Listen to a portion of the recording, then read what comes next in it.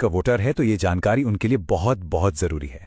चुनाव आयोग ने सिर नाम का एक नया अभियान शुरू किया है जो सीधे तौर पर वोट देने के अधिकार से जुड़ा हुआ है। चलिए इसे जरा समझते हैं। देखिए, ये अभियान 2 फेज में होगा।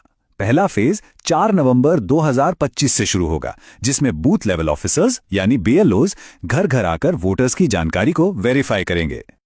अब इस पूरी प्रक्रिया का जो आधार है वो बहुत सरल है। 2025 की जो वोटर लिस्ट है उसकी तुलना सीधे सीधे साल 2002 की लिस्ट से की जाएगी और इसी तुलना के आधार पर हर वोटर को ए से लेकर एफ तक 6 अलग अलग कैटेगरीज में बांटा जाएगा। मतलब 2002 की वो लिस्ट ही एक तरह से सब कुछ तय करने वाली है। तो सवाल ये उठता है कि किसी को कौन सी कैटेगरी मिलेगी। इसके लिए ना 2 मुख्य चीजें देखी जाएंगी।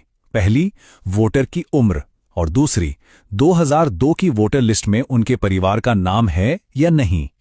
ठीक है, तो सबसे पहले ग्रुप को देखते हैं। ये वो लोग हैं जिनकी उम्र 38 साल या उससे ज्यादा है, यानी जिनका जन्म 1 जुलाई 1987 को या उससे पहले हुआ है। अगर उनका नाम 2002 की लिस्ट में मिल जाता है तो उन्हें रखा जाएगा कैटेगरी ए में, और अगर नाम नहीं मिलता तो उन्हें डाल दिया जाएगा कैटेगरी बी में। एकदम सीधा सा हिसाब है। अच्छा, अब आते हैं दूसरे एज ग्रुप पर। यह है 22 से 38 साल के वोटर्स, जिनका जन्म 2 जुलाई 1987 से 2 दिसंबर 2004 के बीच हुआ है। अगर इनके माता या पिता दोनों में से किसी एक का भी नाम 2002 की सूची में है तो उन्हें मिलेगी कैटेगरी सी। लेकिन अगर माता पिता दोनों में से किसी का भी नाम उस लिस्ट में नहीं है तो फिर उन्हें कैटेगरी डी में रखा जाएगा। और आखिर में बात करते हैं सबसे यंग वोटर्स की, यानी 18 से 21 साल के वोटर्स की। यहां पर नियम थोड़े और सख्त हैं। इन्हें कैटेगरी ई में आने के लिए माता और पिता दोनों का नाम 2002 की लिस्ट में होना जरूरी है। अगर एक का भी नाम नहीं मिला तो उन्हें सीधे कैटेगरी एफ में डाल दिया जाएगा। तो ये जो A B C D categories हैं, इनका आखिर मतलब क्या है? इसका जवाब मिलता है हमें दूसरे फेज में। आपकी कैटेगरी ही ये तय करेगी कि आपको अपना वोट देने का अधिकार बनाए रखने के लिए कौन से और कितने डॉक्यूमेंट्स जमा करने पड़ेंगे, और कुछ मामलों में अपना वोट देने का अधिकार बचाने के लिए इतने डॉक्यूमेंट्स तक देने पड़ सकते हैं। चलिए इस टेबल को जरा ध्यान से समझते हैं। अगर कोई कैटेगरी ए में है तो बहुत बढ़िया, उन्हें कोई प्रूफ नहीं देना होगा। बी, सी और ई कैटेगरी के लोगों को सिर्फ अपना एक प्रूफ देना होगा। लेकिन कैटेगरी डी वालों को अपना और अपने माता या पिता में से किसी एक का यानी कुल 2 प्रूफ देने होंगे।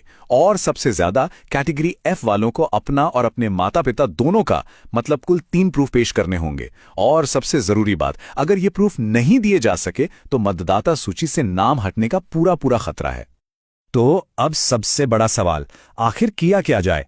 घबराने की जरूरत बिल्कुल नहीं है। कुछ बहुत आसान कदम हैं जो अभी से उठाए जा सकते हैं ताकि आगे चलकर कोई भी परेशानी ना हो।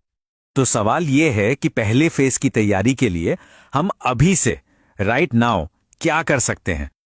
देखिए, हमारा लक्ष्य होना चाहिए कि हम सबसे आसान कैटेगरीज ए, सी और ई में आ जाएं। इसके लिए क्या करना होगा? जिनकी उम्र 41 साल से ज्यादा है वो 2002 की लिस्ट से अपना नाम, भाग संख्या और क्रम संख्या ढूंढकर अपने बीएलओ को दे दें। जो 21 से 38 साल के हैं वो अपने माता या पिता में से किसी एक की 2002 की लिस्ट की जानकारी अपने बीएलओ को दे दें। और जो 18 से 21 साल की युवा वोटर हैं वो अपने माता और पिता दोनों की 2002 की जानकारी निकालकर अपने बीएलओ को दे दें। एक बात याद रखिए, अभी से ये थोड़ी सी मेहनत करने का फायदा बहुत बड़ा है। जब पहले फेज में बीएलओ वेरिफिकेशन के लिए आएंगे ना, तो उनके लिए आपको ए, सी या ई जैसी आसान कैटेगरी में डालना बहुत सिंपल हो जाएगा और आप भविष्य की बड़ी मुश्किलों से बच जाएंगे। आखिर में ये सारी मेहनत सिर्फ किसी दस्तावेज के लिए नहीं है। जैसा कि इस गाइड में कहा गया है, ये इसलिए है ताकि हमारा वोट देने का अधिकार बरकरार रहे और हम लोकतंत्र को बचा सकें।